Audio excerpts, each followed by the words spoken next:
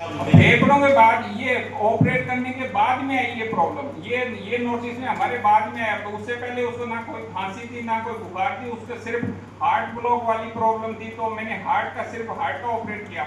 अब उसके बाद में जैसे गाड़ी पुरानी होती है तो इंजन पे जब काम आता है तो हो सकता है उसके शॉकर भी कमजोर होते हैं, गाड़ी में विभिन्न और भी प्रॉब्लम आ सकती है। आज मैंने सोचा अपनी गाड़ी आज शॉकर में कोई पिस्टन में प्रॉब्लम आ गई, हमने पिस्टन ठीक कर दिया। उसके बाद में दूसरे दिन शॉकर खराब हो गया। अब उसमें मैंने पिस्टन का और उस शॉकर से मेरे दोनों का आपस में क्या संबंध है, आप ये बताइए। मैं सिंपल चीज समझाऊं। एक मैं ये कहना चाह रहा था, डॉक्टर बहुत है हार्ट में भी बहुत सारे बीमारियों में चौथा या पांचवा केस आपके नहीं हुआ है और कहीं नहीं होगा। एक मिनट सुनते हैं ना, तो बीकानेर में 5-7 डॉक्टर ही हैं जिनके ऊपर ये आरोप लगते हैं। करीब 200 लोग होंगे, डॉक्टर 200 होंगे बीकानेर में। उनमें से टिप्स पे नाम है जिनके लिए विवाद होता है, चाहे वो टी माथुर होता है, BH स्वामी होता है, पंगला होता है, एक दो और नाम भी है, मैं बता देता हूँ आपको। उनके यहाँ क्यों पंगा होता है, बाकी डॉक्टर्स क्यों के यहाँ कोई पंगा नहीं होता? इस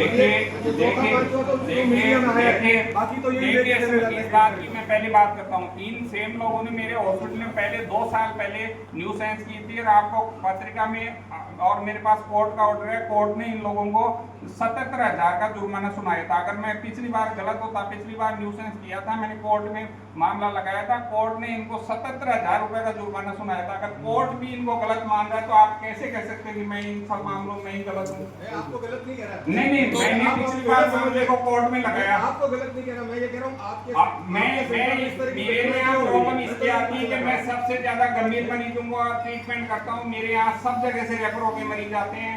कई मरीज इतना भरोसा करते हैं मेरे पे कि लोग कहते हैं कि सभी से ज्यादा सीरियस इस पेशेंट में भी देख लीजिए आप कि ये सब जगह घूम के आप मेरे पास आया। तो आप ये बताइए कि अगर मैं किसी मरीज का बिल्कुल बिगड़ी हुई कंडीशन में, क्या मैं काम करना बंद कर दूँ? नहीं, मैं आपसे ये निवेदन कर रहा हूँ क्योंकि मैंने इस केस में भी आपको विस्तार से बताया कि मैंने मतलब मल्टीपल जगह ये आदमी जाके मेरे पास आए। तो आप ये सोचे कि मैं इस तरह के सीरियस केसेस को डील करता हूँ।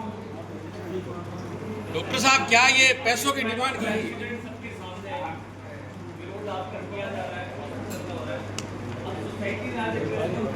पदाधिकारी सभी मेरे यूनियन के लोग हैं, ये सब बैठ के डिसाइड करेंगे कि हम लोगों को किस दिशा में जाना है, क्या करना है।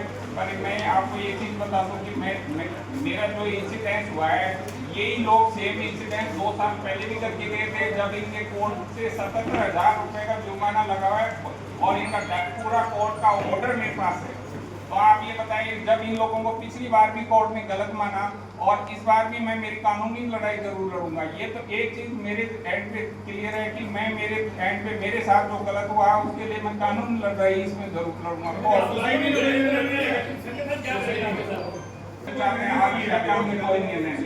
डॉक्टर साहब, मेरा आखिरी सवाल है कि आप पे आरोप ये है कि आप अपने बाहुबल पैसे का उपयोग करके सामने वालों की आवाज़ को दबाने का प्रयास करते हैं और फिर जब बात नहीं बदलती जमती है आपकी तो आप मीडिया को बुला लेते हैं। देखिए, मैं आपको एक चीज़ बताता हूँ। मैंने तो इस पेशेंट के प्रकरण में इतनी बात कही है कि मेरे हॉस्पिटल के बाहर धरना नहीं लगना चाहिए।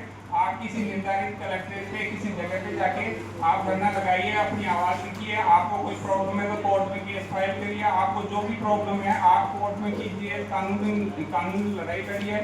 मैं अगर दोषी पाया जाता हूँ तो उसमें मेरे को सजा होनी चाहिए। मैं इस बात के लिए बिल्कुल तैयार। पुलिस आपके देखिए, मैं किसी की भी सभी भाई आप लोग सभी पत्रकार बंधु सभी बंधुओं के साथ मेरे पास तो मैं हॉस्पिटल चलाता हूँ, मेरे पास तो सभी मरीज के तौर पे आते हैं। बाकी मेरा किसी से मरीज और डॉक्टर का जो रिश्ता है मेरा सभी समाज के लोगों के साथ रहता है, वो कोई भी। डॉक्टर साहब जो ये बात